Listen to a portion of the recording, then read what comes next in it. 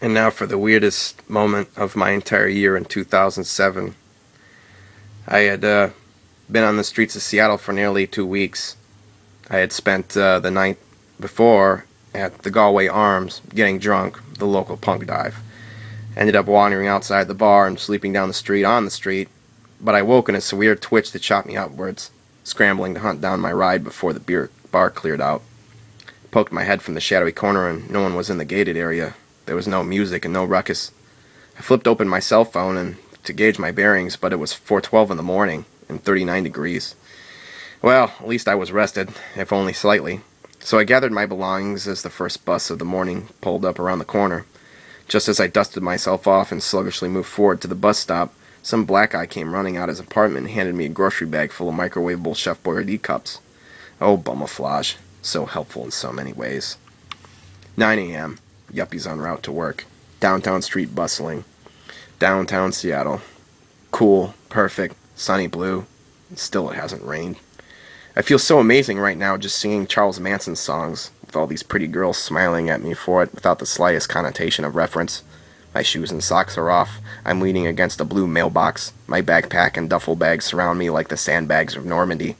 People aren't sure if they should be flipping me change. After all these years, I finally succeeded. Total rock bottom.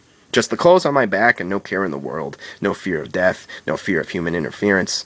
Every city in America none other than my own personal playground. Every metropolis from sea to shining sea.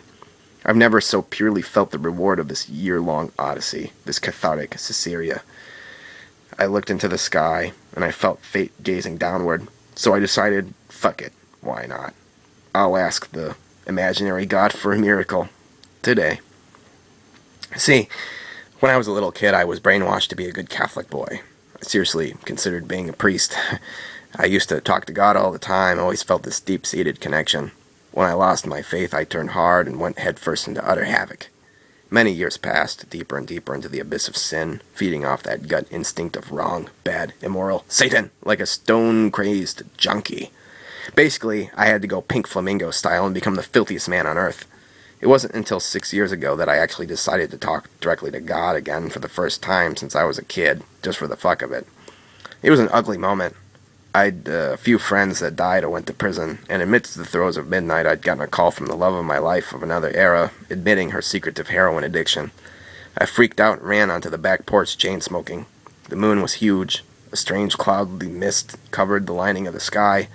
It was like all of existence was staring me in the face, and every other human on earth was sound asleep. So I looked into the moon and said, God, if you're up there, if you're real, I want you to prove it to me right now. I want my miracle. Bring on the apocalypse. Flush this entire world down the toilet. I want the skies to burn. I want chaos. I want hell. Show me what a pair of balls you got, you cock-straddling, AIDS-infected pussy. When I woke up, planes were flying into the World Trade Center. So today, on that street corner in Seattle, leaning against that blue mailbox, I looked into the clear blue sky and said, Hey God, me again. All this is too weird to ignore, and it seems like destiny is pulling these things in my path. So I want miracle number 2. I need a procrastination of the future. All my old enemies are long gone, and it's a new world. Where is this going? Who will be the great arch-nemesis? What one person so perfectly defines all that the future will symbolically hold? If you pull this one off, I'll no longer doubt the endless wheel of karma, but you're still a cocksucker. I went to the Seattle Public Library and hung around for an hour until they opened, bums pacing around like Indian snake dancers doing the poo-poo dance. You'll find them here every morning. The second the revolving doors are unlocked, the toilet becomes a makeshift locker room. Dozens of them all waiting to shit, shave, power wash in the sink, blow off their scrotums in the air jet hand dryers. It reeks like a thick fog of ass for the next 3 hours. This is why I wait for it to clear out before I even attempt to urinate. When I finally lurch inside, it looks like Vikings ransacked the men's room. Toilet paper over the floor, muddy footprints, facial hair shavings that look like grody insects floating in splotches of water.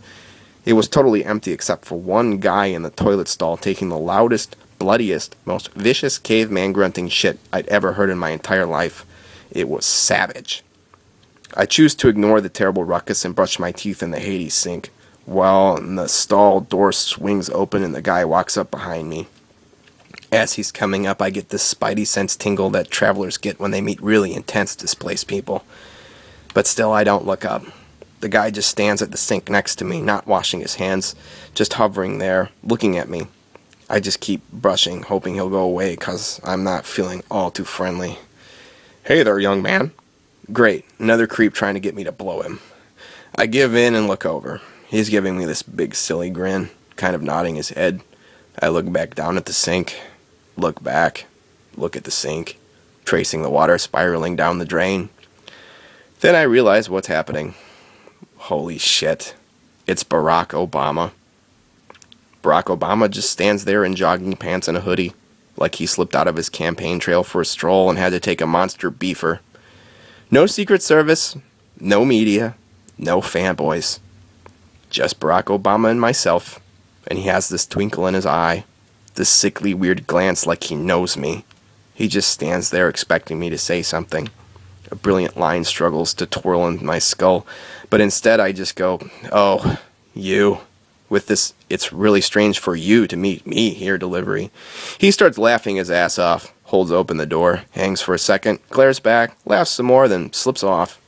I stand in the bathroom for 5 minutes trying to process the cosmic ramifications. I exit through the revolving glass doors, look into the sky and holler, "Can it get any fucking weirder?" Pedestrians give startled glances, and a taxi driver screeches his brakes, nearly rear-ending a bus. It was undeniably a Barack sighting, which is even less plausible in the Washington area than a glimpse of Sasquatch. 3 downtown blocks of Seattle have been cordoned off by police and news media, as Barack Obama's speech is now underway.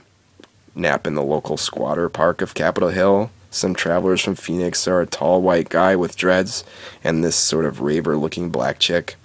They are absolutely obnoxious together. He's mouth farting her belly, and they can't keep their hands off each other. The public restroom is filthy, and the guy in the stall asks, "Hey man, can you be my eyes?" The plastic needle cap pops off and rolls on the floor, tapping the rim of my shoe as he shoots up.